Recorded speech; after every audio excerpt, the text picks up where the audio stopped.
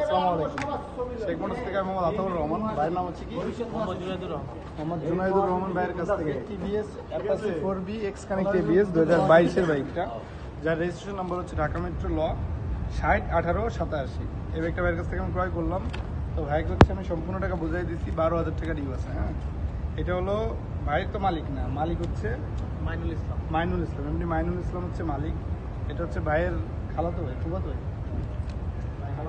খালাতো ভাই আছে, ভাইয়ের খালাতো ভাই। যেহেতু ভাই মালিক না, তো এই মাইনুল ইসলামকে আগামী রবিবারের দিন, আজকে হচ্ছে বৃহস্পতিবার, আগামী রবিবারের দিন ভাই আজকে আমি বলতেছি, তো আগামী রবিবারের দিন ভাই হচ্ছে মালিককে বিআরটিতে হাজির করে দিয়ে প্লেটটা এবং মালিকানাটাও আমি হাজির করে রাখবো, যাতে মালিকের দ্বিতীয়বার আর না যাওয়া লাগে।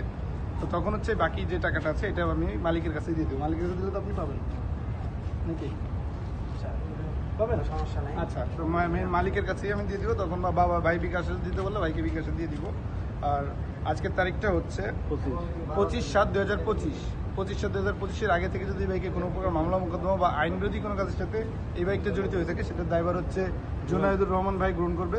এবং 25/7/2025-এর পর থেকে এই বাইকে কোনো আইন বিরোধী কার্যক্রমের সাথে জড়িত হয়ে থাকলে সেটার দায়ভার আমি গ্রহণ করবো। ঠিক আছে ভাই? মালিককে ভাই অবশ্যই বিআরটি কাজ করাই, নাহলে আমি